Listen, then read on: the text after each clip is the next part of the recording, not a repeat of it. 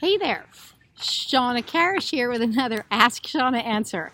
Okay, I'm out here at the Desert International Horse Park in Thermal, California, which is kind of by Palm Springs, and we're doing our Terra Nova Tuesdays for the next three more Tuesdays. So we did it for 4 Tuesdays in a row, introducing show hunter jumpers to the positive reinforcement a bit, or making it more accessible. Anyway, so there we go. That's where we are for this week. All right, or this month coming up, back and forth. Anyway, I have a question from Taylor, and she says, hey, Shawna, my name's Taylor. I have an Arabian mare that had a bad tying experience when she was young. She ties fine when I stand next to her. However, when I walk away, she sometimes freaks out. This is not a consistent behavior, which makes it difficult to tell if we are making progress. She is great at ground tying, and if it was up to me, I wouldn't tie her at all. However, when at an endurance ride, sometimes it's necessary to tie. How do you go about making tying a positive experience for a horse? And this is a great question. And it is, and there's times when, or situations where we can get away with not tying, and that's a great thing. That's nice if we can do that. But I also find that there's times when we do need to tie. For example, for trailer loading, they need to be tied, or they could be loose. But I mean, by and large, or there's times you go to the vet, or there's times you go. So I think tying is a good skill to have, whether you use it all the time or not. I think it is a good skill to have. And another thing that I do that is it's a big thing for me. If I find an area that's troublesome for them, I do want to address it. I don't want them to have this trigger in there that I don't know about that may pop up anytime, or maybe related to something else and I don't know. I just don't want that anxiety in there for them. So what I try to do is break that down. But but sometimes I can't do it right yet. It's not a thing that's the most pressing thing, but I put it in the back of my head and think, I want to get to where they can be comfortable being tied. So or whatever it is, maybe it could be 1,000 things. But I kind of think if I find something that's a bugaboo for them, something that's worrisome, I want to go and make it I want to make it better. I want to take that anxiety out of it so we can make it a happier thing for them to do. Okay, so now back to your question. So that she will tie well with you there, that's a really good start.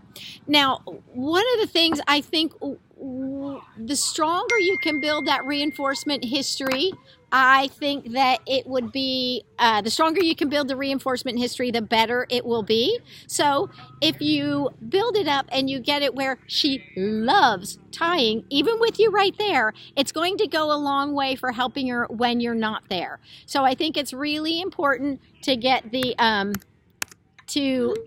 to not forget that. It seems like you're doing something that it doesn't really matter, but you're not. The stronger the reinforcement history of tying, period, the stronger it'll be when you're not there. So as she's tying, she probably is a little more like, I don't love this, but I'm doing it, and I'm okay, and I'm doing it. But the more she loves it, the more secure she would feel. The other thing, so it doesn't matter if you're there or not, still reinforce. We want to classically condition it. So we basically are click feed for standing here and looking relaxed. The more you can kind of see signs of relaxation, like the jaw and the lips. Do the lips look soft? Do they look tight? The nostrils tight? Head high, head low. Ears look soft. Ears are, the feet, are they cocked? Are they, all those things, those body language things, they tell us if they're comfortable or not. So looking for the times when you can kind of feel like she actually does let down a little bit, or she is exhaling a little bit. She does look truly relaxed. Her eyes look soft. Her lips look soft. I would reinforce those times. And then what I do is I would start to move away. But instead of moving away far, so maybe if you go 5 feet away, she might be worried. Or maybe it's 10 feet away, and then she sometimes gets worried. I know it's a little intermittent, and I'm sure there is a trigger in there, but I'm sure it is intermittent. So figure out where is it that seems to be still pretty comfortable for her, and just go out and click and reinforce and come back in, and go out and click and reinforce and come back in. Go out, wait a couple beats, click and reinforce and come back in. Now the key here is figuring out where is it that she's comfortable and where does it change. So what you want to do is start in the comfort zone. Let's say she's great up until 8 feet. I don't know, random number. And then after 8 feet, it starts to be where she may even look just a little bit tighter in the lips or a little bit tighter in the eyes. The head's a little bit higher, but she's still keeping it together until she has a trigger. But I would really work on trying to build up that reinforcement history and having it where she is just so at that level. So then when you have her comfortable at 8 feet, and then that's going really good, and do both sides and do around the sides and the back and the front and a little bit of duration in there. And then I'd back away to 9 feet. So I'd go back and reinforce, and then I'd go to 9 feet and then do the same thing, and then 10 feet, and then maybe 12 feet. And then, so what you're starting to do is building up, so the click happens when you're away from her, which tells her what you're doing right now is what I like. So you want to look for times of relaxation with it, again, looking for all that body language, and then reinforce her for standing quietly of those things. You're reinforcing her in 2 ways. One of the things you have the food to reinforce her, and that's quite powerful, of course. And then what you're also having is you're coming back into her realm. So you're coming back to her, which is also quite reinforcing. Since she stands quietly with you there and the anxiety happens when you're not there, it's telling me that she'd rather have you there. So you're reinforcing her in 2 ways. You're clicking when you're out, but then you're saying, now I will come to you and reinforce. And then build up the duration and build up the distance. So don't move to a further distance until the duration is pretty good. And I know it only happens intermittently. It's not an all the time thing. So just work on it anyway. It doesn't really matter, because every time you get a chance to reinforce it, you just increase the likelihood of this behavior repeating, which this behavior is just standing quietly. So I think that part is really important. And then as you get that working out, the next thing you want to do when she's good at when you're 20 feet away and then further away, and then maybe you go out of her view for a minute and then come right back. So remember, as you kind of build it up and make it a little more challenging, make the time a little shorter. Like if you start to walk behind her where she can't see you, look for her to be relaxed. If she looks anxious, don't go past that until she gets settled at that stage, and then build up the duration.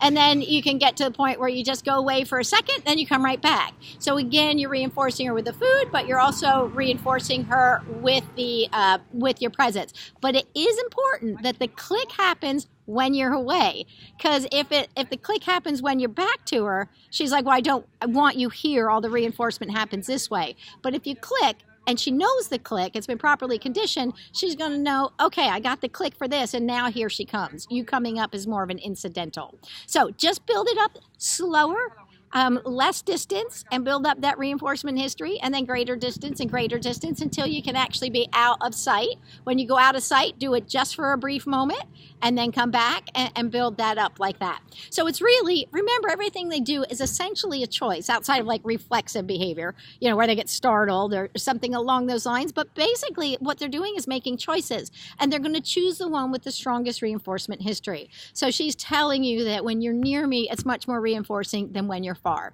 So what you want to do is rebalance those scales. A lot of weight says we're good when you're near, but you start going far and it feels uncomfortable. So now what we want to do is, so when you're far, it's more reinforcing to act up and try to get you to come back than it is, or be silly and run off or whatever it might be, until we can rebalance those scales.